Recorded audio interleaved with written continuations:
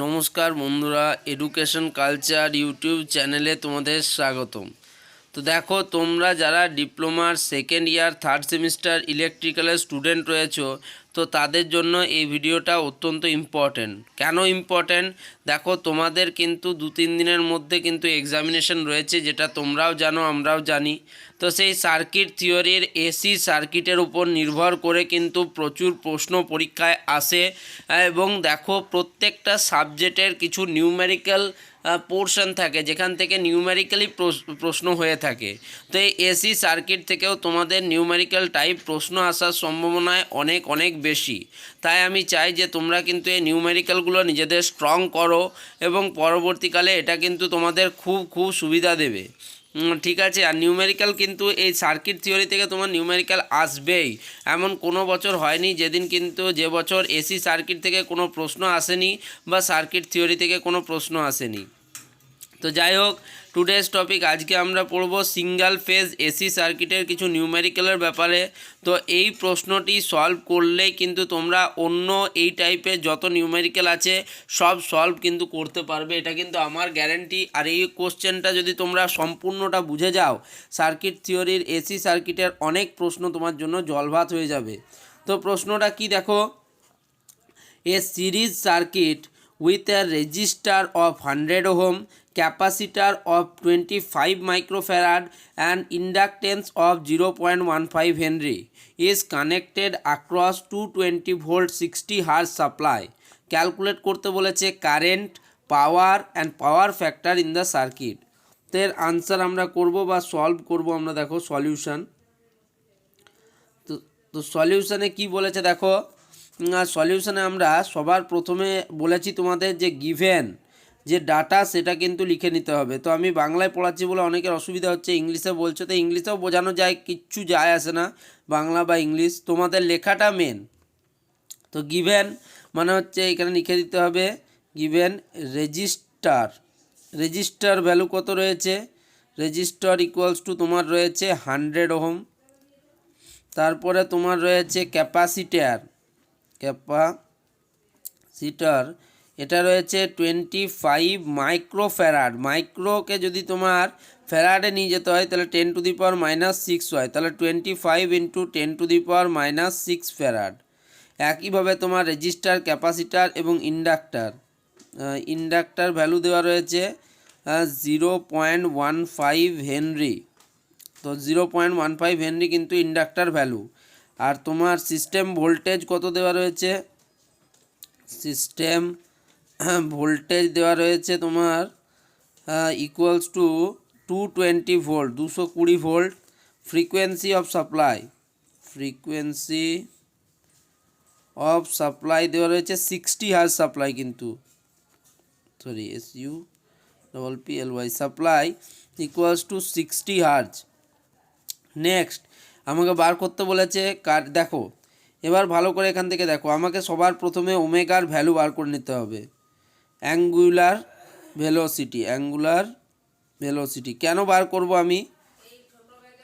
Angular velocity আমি সেই জন্যই বার করব কারণ তুমি যদি উপরে দেখো, রেজিস্টারের ইউনিট হচ্ছে ওহম, ক্যাপাসিটারের ইউনিট হচ্ছে ফ্যারাড, ইন্ডাক্টারের ইউনিট হচ্ছে হেনরি।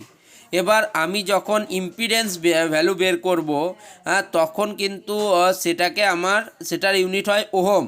অর্থাৎ আমাদের এই যে প্রত্যেকটা ভ্যালু, ক্যাপাসিটার এবং ইন্ডাক্টার ভ্যালু, এদেরকে আমাদের নিয়ে যেতে হবে ওহম ইউনিটে। তো ওহম ইউনিটে চেঞ্জ করার জন্য আমরা কি করি সেটা আগে বলবো। তার আগে আমরা এই অ্যাঙ্গুলার ভেলোসিটি বার করে নিই। তো তোমরা জানো ওমেগা মানে হচ্ছে 2πf, ওমেগার ভ্যালুই হচ্ছে 2πf। অতএব 2π ইন্টু ফ্রিকোয়েন্সি এফ মানে হচ্ছে 60, তাহলে অ্যাঙ্গুলার ভেলোসিটি হচ্ছে কিন্তু 2π ইন্টু 60। ওকে, আর এর ইউনিটও হার্জ পাবে।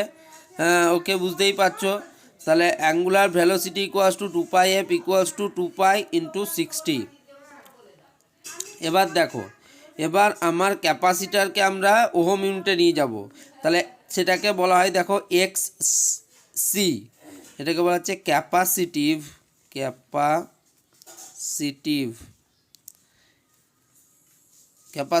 ইন্ডাকটেন্স বা ক্যাপাসিটিভ রিয়াক্টেন্স। ক্যাপাসিটিভ রিয়াক্টেন্স বলতে পারো। Omega C equals to capacitive reactance এবং এর ভ্যালু হয় 1/ওমেগা সি। তাহলে আমরা এখান থেকে বলতেই পারি 1/2 ইন্টু 60 ইন্টু সি এর ভ্যালু হচ্ছে 25 ইন্টু 10⁻⁻6। আমি বললাম এর ইউনিট হয় ওহমে। ওকে, তাই এটাকে সিম্পলিফাই করলে কি হবে দেখো, 1 ইন্টু 10⁻⁻6টাকে উপরে নিয়ে চলে যাচ্ছি, তাহলে 10⁻6 নিচে হয়ে যাবে 2 ইন্টু 60 ইন্টু 25। তো এটাকে তোমাদের জন্য কিন্তু ক্যালকুলেটর দেওয়া হবে, তোমরা ক্যালকুলেট করতে পারবে। তো দেখো আমরা এখানে ক্যালকুলেট করব 10⁻6 ডিভাইড বাই কি আছে আমাদের 2 ইন্টু 60, 2 এটার সাহায্যে দেখো পাই আসবে 2 ইন্টু 60 ইন্টু তোমার আসবে 2 ইন্টু 60 ইন্টু 25। তাহলে এর ভ্যালু বেরোচ্ছে দেখো 106.10। তাহলে এখানে লিখে দেবো 106.10 ওহম। এবার আমাকে হচ্ছে এক্সএল বার করতে হবে। এক্সএল মানে কি? এক্সএল মানে হচ্ছে ইন্ডাকটিভ রিয়াক্টেন্স। বলবে এত কিছু কেন, দেখো প্রত্যেকটার আমি কারণ তোমাকে জানাবো। ইন্ডাকটিভ রিয়াক্টেন্সের ভ্যালু হয় ওমেগা ইন্টু এল বা omega L. Omega equals to 2 into 60, frequency 60 into L. এলের ভ্যালু আমি এখান থেকে কত পেয়েছি দেখো 0.15 হেনরি। তাহলে 0.15, তাহলে এটা হয়ে যাবে 2 ইন্টু 60, দেখে নাও 2 হয়ে গেছে, সরি 2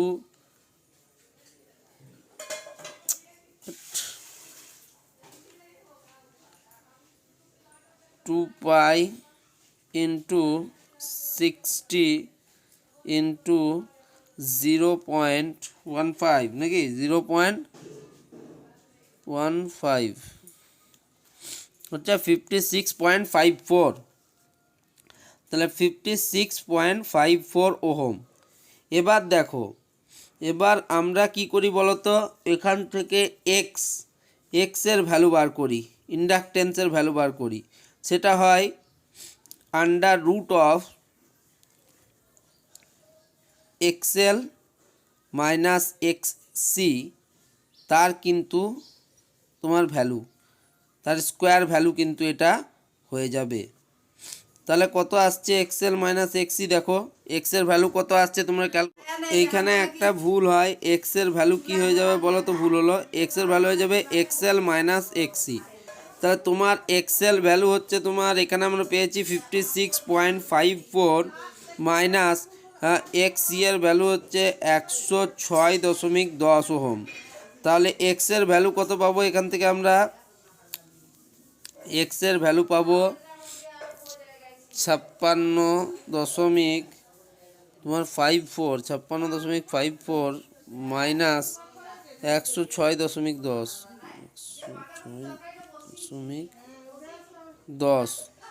6.10 মানে হচ্ছে তোমার 49.56 মাইনাস 49.56।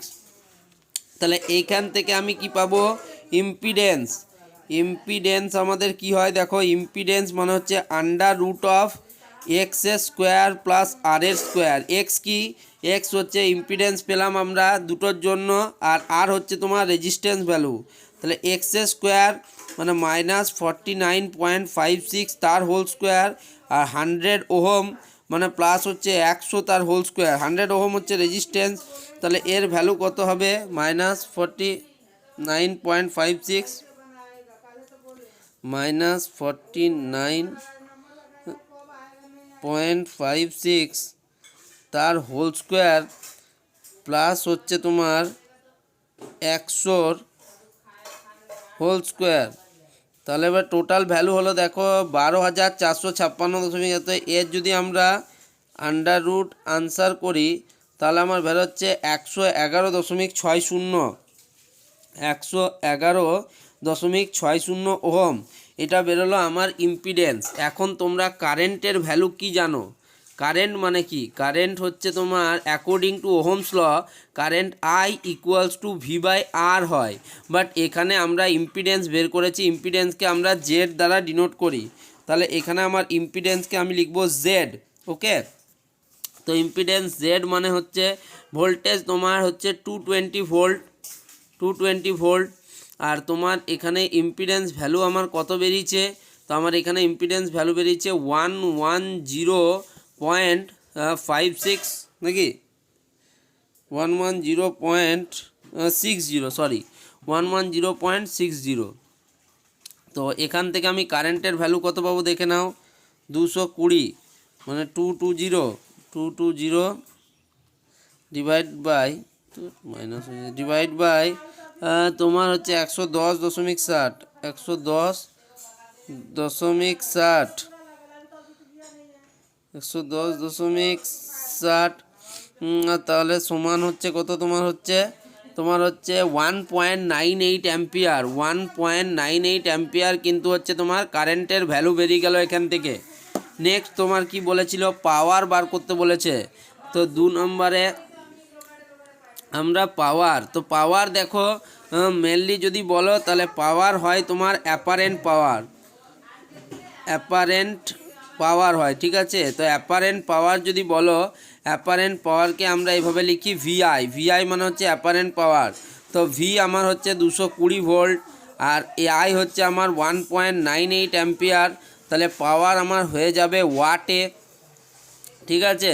তাহলে ওয়াটে আমার যদি পাওয়ার হয়ে যায় তাহলে এখান থেকে আমি কি পাবো দেখো, 220 ইন্টু 1.98, 220 ইন্টু 1.98 এর ভ্যালু আমার বেরোচ্ছে 435.6, 435.6 ওয়াট, 435.6 ওয়াট। ওকে, এবার দেখো পাওয়ার যদি তোমাকে বলে যে অ্যাক্টিভ পাওয়ার বের করতে, তোমাকে পরীক্ষায় প্রশ্ন দিতেই পারে ঘুরিয়ে ফিরিয়ে, আমি ওই জন্য কমপ্লিট বুঝিয়ে দিচ্ছি। তো অ্যাক্টিভ পাওয়ার হয়ে যায় VI cos phi, VI cos phi, যেখানে ফাই হচ্ছে তোমার পাওয়ার ফ্যাক্টর। ওকে, তো অ্যাক্টিভ পাওয়ারকে বের করতে গেলে আমাদের কস ফাই চাই। আর রিঅ্যাক্টিভ পাওয়ার যদি আমাদের বার করতে হয় তাহলে আমার এখান থেকে চাই ভিআই সাইন ফাই। ওকে, এবার দেখো, এবার তোমাকে কি করতে বলেছে, নেক্সট হচ্ছে তোমার power factor in the circuit. তো পাওয়ার ফ্যাক্টর আমরা কোথা থেকে পাবো, এটাই আমাদের 3 নম্বর প্রশ্ন হচ্ছে power factor of the circuit. তো দেখো মেনলি পাওয়ার ফ্যাক্টর কি বোঝায়, পাওয়ার ফ্যাক্টর মানে হচ্ছে তোমার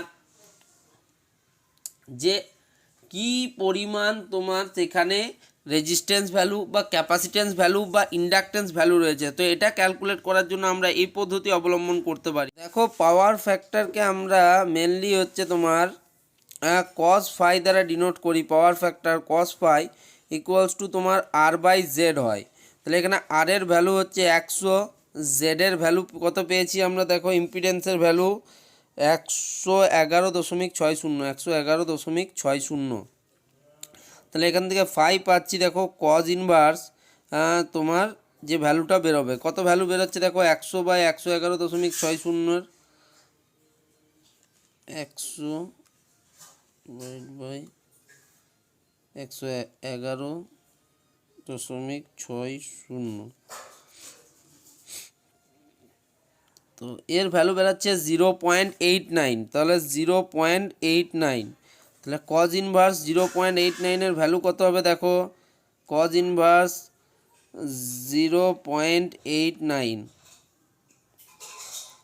এর ভ্যালু বেরোবে 27.17। হ্যাঁ, তাহলে ফাই হচ্ছে তোমার 27.17 ডিগ্রি। তাহলে এখান থেকে তোমরা দেখো তাহলে কস ফাইয়ের ভ্যালু পেয়ে গেলে 0.89, এটা তো। তাহলে এখান থেকে তুমি অ্যাক্টিভ পাওয়ার বের করে নিতে পারবে। তো এটা ওয়াটে হয় না, এটা দেখো ভোল্ট অ্যাম্পিয়ারে হয়, সরি এটা হচ্ছে ভোল্ট, এটা হচ্ছে অ্যাম্পিয়ার। ভিএতে কিন্তু তোমার অ্যাক্টিভ পাওয়ার বেরোলো, অ্যাপারেন্ট পাওয়ার বেরোলো, সরি অ্যাপারেন্ট পাওয়ার বেরোলো। এবার অ্যাক্টিভ পাওয়ার ভিআই এর ভ্যালু তোমরা জানো, কস ফাইয়ের ভ্যালু জানো 0.89, তাহলে তোমরা এখান থেকে বসিয়ে দাও যে 435.6 ইন্টু 0.89, তাহলে এখান থেকে ক্যালকুলেট করে নিতে পারবে। তাহলে 435.6 435.6 ইন্টু 0.89, এটার ক্যালকুলেশন করলে বেরোচ্ছে আমার 387.648, 387.648।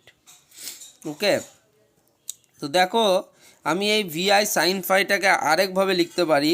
তো এটাকে আমি লিখতে পারি VI tan of cos inverse তোমার যে ভ্যালুটা বেরিয়েছে বা ফাইয়ের ভ্যালু, বা একদম সরল ভাষায় সাইন ফাই দিয়েই তোমরা করে দাও না, বা রিয়াক্টিভ পাওয়ারকে আরেকটাভাবে বের করতে পারো। তো রিয়াক্টিভ পাওয়ার সাইন ফাই করে দিচ্ছি, তাহলেই সুবিধা হবে। তাহলে 435.6 ইন্টু, তাহলে কস ফাই যদি 0.89 হয় তাহলে সাইন ফাই কত? Sine phi equals to under root of 1 square 1ই হয়, মাইনাস 0.89 তার হোল স্কোয়ার। ওকে, তাহলে আন্ডার রুট অফ, বা ফাইও তো আমার বেরিয়ে গেছে, আমার তো অত করারই দরকার নাই, 27.17 ডিগ্রি। তাহলে সাইন অফ 27.17 ডিগ্রি, এর ভ্যালু বের করে নাও। Sign 27.17 degree, sign of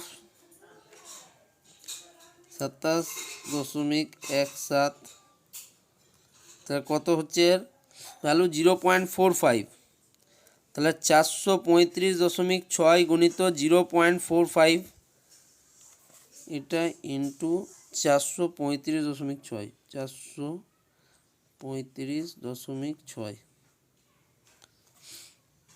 198.90, 198.90। Okay,